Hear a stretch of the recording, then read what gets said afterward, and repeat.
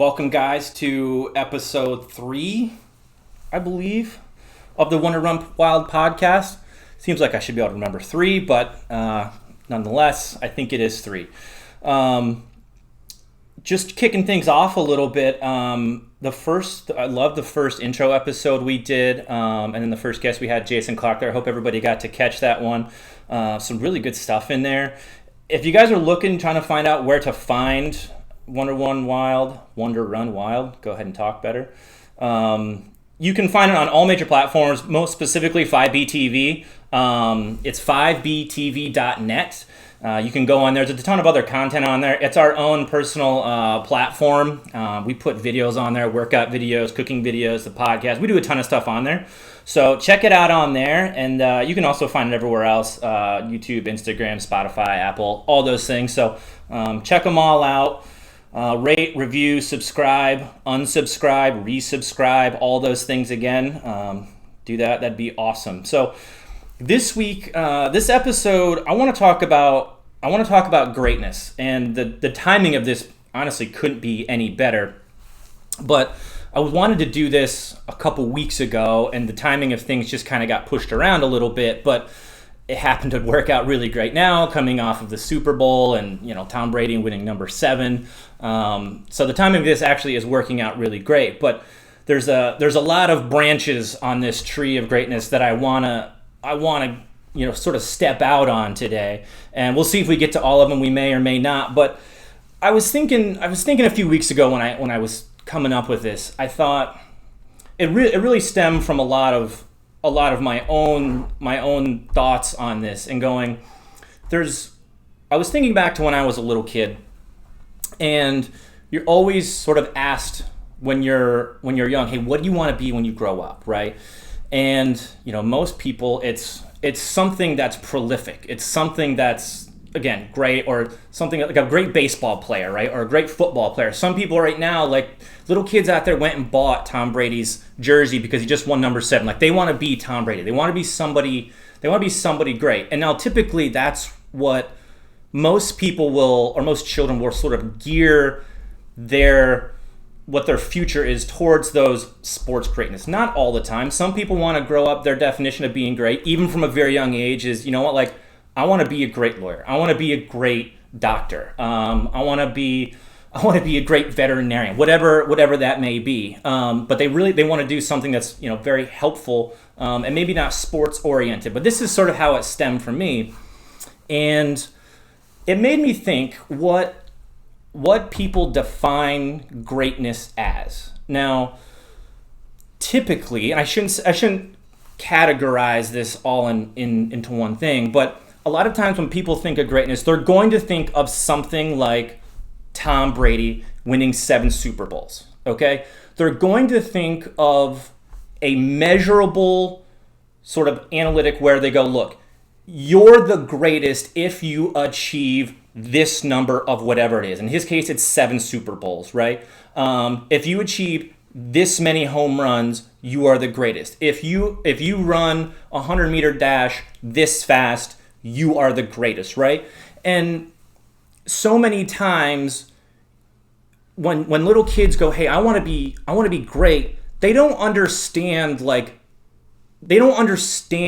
measurables. They could sit there and go, oh, I know what 7 Super Bowls is. Like, they can figure that out, but they don't know what it takes to get 7 Super Bowls. They don't know what it takes to run like a 9.2 100-meter dash, or whatever it is. It might be 8.97. I'm not sure. It's somewhere around 9.0. It's really fast, whatever it is, all right?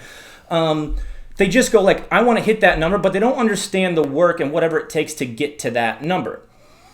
And now I say that because there's almost a fallacy there of, we want to put in children's minds that they can grow up and they can achieve great things, right?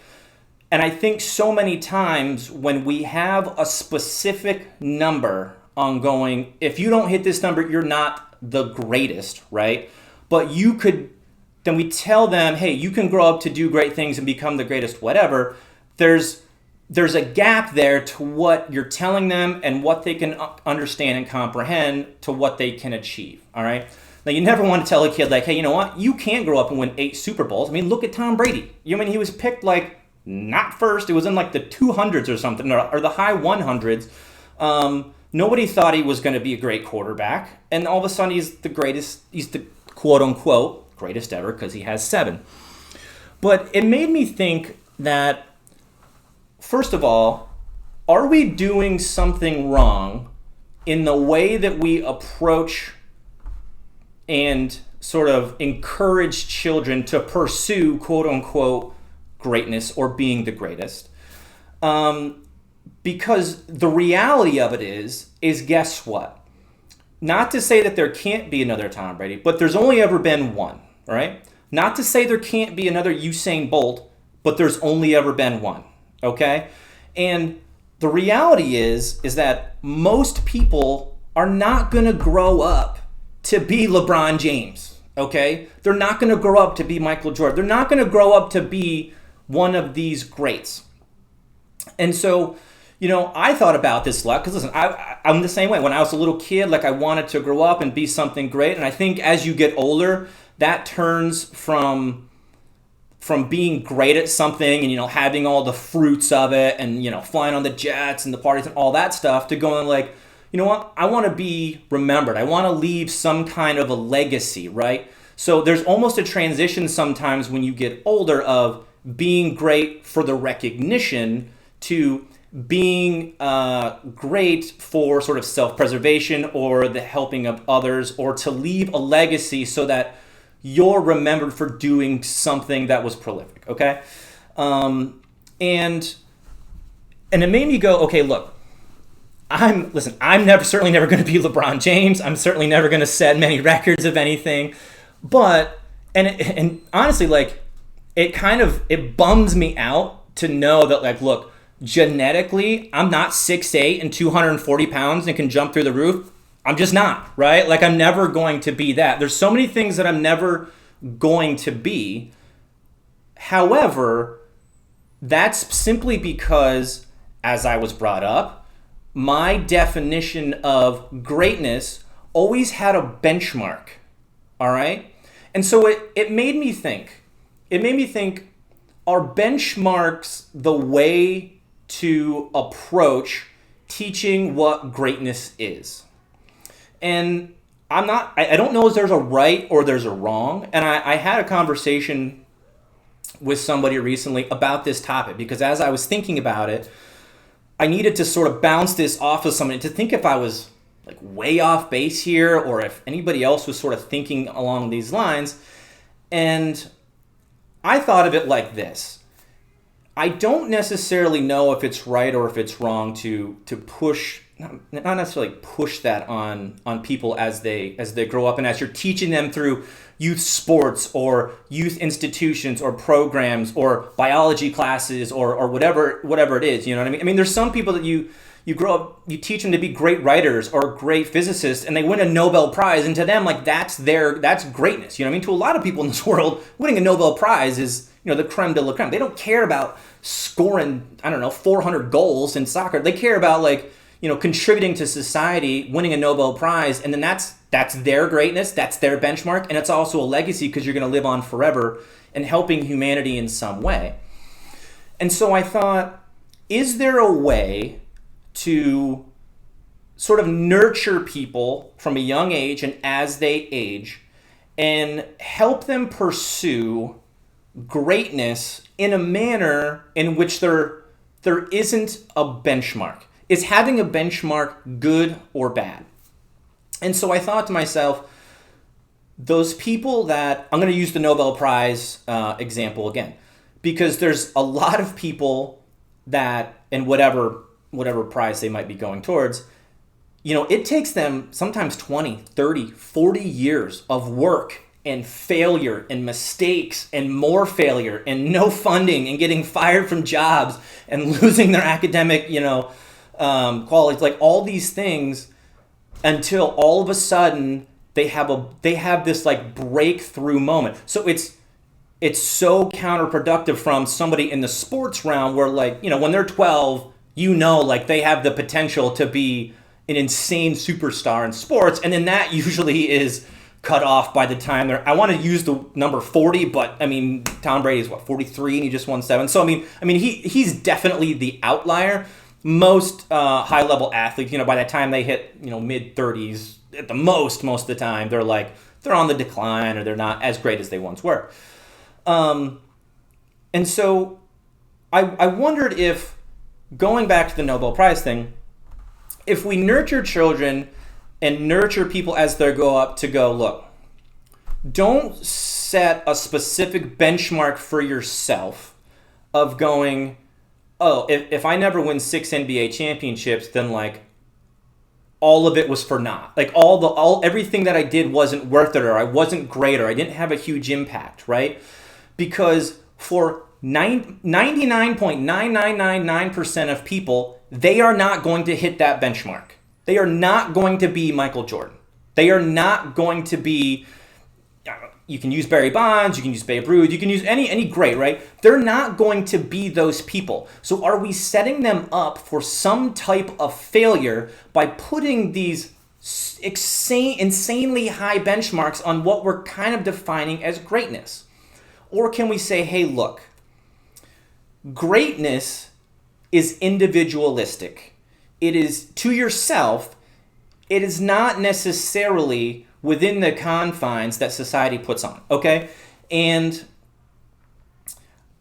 I don't know if it's a better approach, but I would like to think that it is, because I think so many people, as they grow up and as they get older, and they have that moment of going, oh, I'm all these images that I had in my mind when I was young, like all these aspirations that I have, they're not achievable in the manner in which I thought they were. Okay? Now, as I said earlier, some people do, doctorate work and all this other stuff to pursue a Nobel Prize, and it takes them a long time. And some people hit it young, some people it takes them 40 years. And they have this like crazy breakthrough within science because science progresses, so then they can do different experiments and technology progresses, and they just have more tools in their bag to be able to work on, the fundamental questions of the universe or the mind or whatever it may be, or literature, whatever it may be, okay?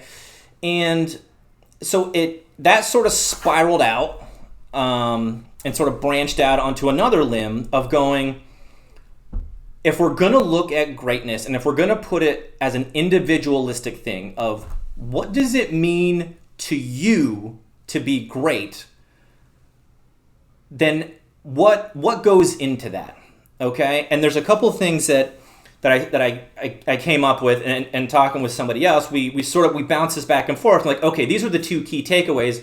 Again, and this is just in my mind to go towards that. One is mindset. Okay?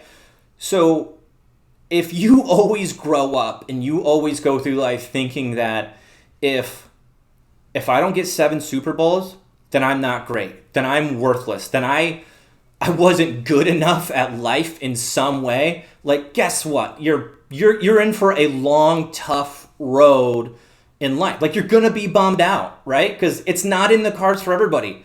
And for the majority and for almost everybody, it's not in the cards for those people. All right. Now, that's not to say, hey, like, don't ever try. If Tom Brady never tried, he never would be Tom Brady, right? But having a mindset and helping people when they're younger and as they age have a mindset of going, look, you know what else is really, really great? And this is like a personal example of things that I think are great. Like when I see a doctor who just came up with like a new vaccine to like help children get over like some weird disease in Africa, or they come up with a new method for surgery to help somebody get through something that they couldn't walk but now they can, or guess what, blind people can now see in some cases. Like, things are progressive. People that do work like that to help other people in life, to help out humanity who are in impossibly tough spots of stuff that they have no control over, like, to me, that is greatness, okay? However, that was never said to me when I was young. That was never, like, even put on the table to me. Now, maybe it is to a lot of other people, and obviously everybody grows up in a different geographical location, cultural environment, and all those things. But I learned that as I got older, I went, oh, like, those are the things that can be so impactful that most people are never told when they're younger. There are some kids that are like, hey, you know what? I want to be a doctor when I grow up so that I can, help cure cancer patients or something like that. And honestly, like, if you ever hear, like, it's a beautiful thing to hear, like, a kid say that, because it's so rare to hear them say that. But maybe if we can sort of at least lay out on the table that greatness can take many different forms, and the first thing that it may come down to is just instilling a mindset that it doesn't have to be a benchmark. It can be something that you do for others. Again, whether it's you write beautiful poetry to help somebody through a sad time, whether it's you create some kind of vaccine or medicine to help save children, whether it's you do some kind of, you're so selfless that you do missionary work, you travel halfway across the world to help people dig wells, or you help people just like plant crops so that their tribe can kind of survive. Any of those things, to me, those things are even greater than getting 7 Super Bowls, than getting any of like sports accolades. Not to say that it's better, worse, whatever. To me, though, I think they can be much more impactful, and I think a lot of people can take so much from them, because if they grow up going, oh, when they hit that moment and they go, I'm never going to get 7 Super Bowls. But you know what? Like, I never thought that I could feel some sort of greatness or leave some sort of legacy that was so impactful. But now I have this avenue.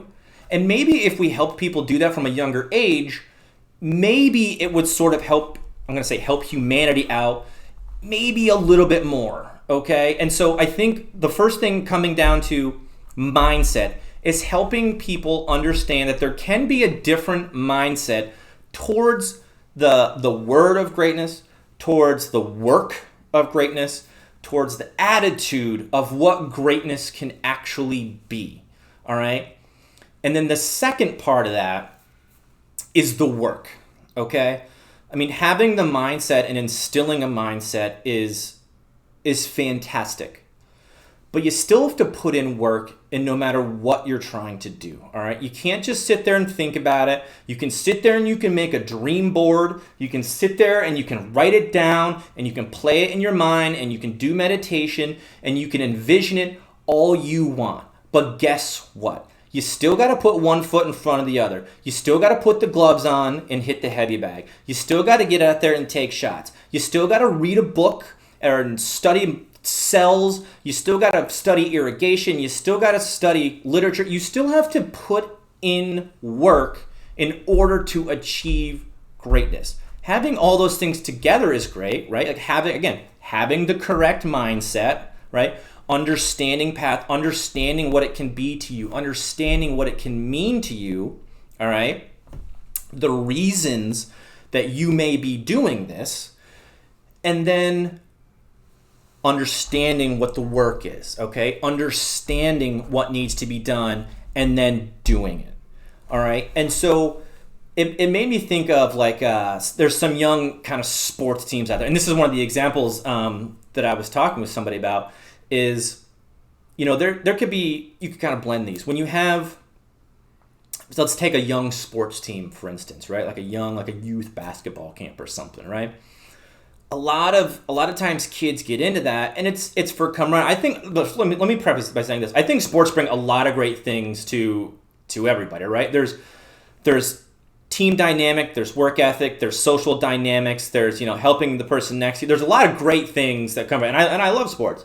And I think if we take the example of like a youth basketball team, right? Let's say there's a youth basketball league, and let's take the quote unquote the worst team in that league, right? But every single day, those kids would come into practice and you would instill a kind of work ethic in them where they busted their butt every single day and they worked as hard as they could possibly work every single day as children, or as youth, I will say, right? But they never won a game, okay? Now, in their mind, in anybody's outside mind, that I'm like, oh, well, that's not a great team, but because they didn't win the championship, right? They're not a great team because they didn't even win a game, okay? But those are the constraints that we're putting on them sort of as a society, where maybe either as the coach or the parents or the community or whatever it is, if we said to those kids or we instilled those kids, you know what, like, you didn't win a game, but here's some things that you can take away from the experience that are great, all right, that you can then use as a platform to become great in a manner in which is just for you, right? In your mind, you are achieving something great. You didn't win a game, but guess what? Your work ethic. You came in and every time we did wind sprints, you ran as fast as you possibly could. Every time we had to do shooting drills, you put up 10 more shots than I told you to put up, right? Every time you played defense, you played as hard as you possibly could. You never gave up on a play, right? Anytime there was a game and you were down by 30 points, guess what? You never quit trying to win, all right? Those are insanely valuable lessons that I don't know because I'm not a youth basketball coach, but those are insanely valuable lessons that I think maybe don't get instilled enough so that when they come out of that and what's otherwise like a depressing season of never winning a game, never accomplishing what the quote unquote goal is to win a game or win a championship, they walk out of that going, you know what, like, I learned something about myself. I learned what I can do. I learned a lesson here that I didn't know going into this. I pushed harder than I thought I could. I achieved more than maybe I thought I would. Maybe I didn't win a game. I thought I was going to win 10 games. I won 0. But you know what? I realized that, like, I can go full bore for 48 minutes. I realized that I thought I could only sprint up and down this court maybe 10 times. I can do it 20 times, right? So then when they take those lessons and they start to apply them to life lessons or life in general, they go, oh, I have a foundation here to build off of, all right? Then maybe we take that and they go, you know what? I have a book to read. I'm not going to read the assignment is I'm going to read 20 pages tonight. No. I'm going to read 50, right? I'm going to read the whole book by the end of the weekend. I'm going to write a paper on it. You know what? I'm going to read it twice before I need to because maybe I don't take it in as well as somebody else. I'm going to make sure that I have it down. Like the lessons that I take, you understand what your abilities are, what you need to do, and then you go, I'm going to go and I'm going to do exactly what is needed to be done. You set a foundation for understanding the work that needs to be done. What you're doing is you're helping create a mindset, you're helping create a work ethic so that when they go out and they go, you know what, like, I'll take myself for instance, like, oh, hey, guess what, Clayton, you're 5'4", and you're kind of chubby, and you don't run real fast, you don't jump real high, you're probably not going to be dunking over LeBron anytime soon. It's probably not going to happen, right? You can still be great doing so many things. And so when I think about those two things, when I think about the mindset and the work ethic, I sit there and I go, okay, there are ways that maybe we can sort of help cultivate this environment. And then as somebody gets older, okay, and they get to that point again where they've gone, you know what? I understand I'm not winning 7 Super Bowls. I'm not going to play in the NFL, okay? I'm not going to play in major sports. What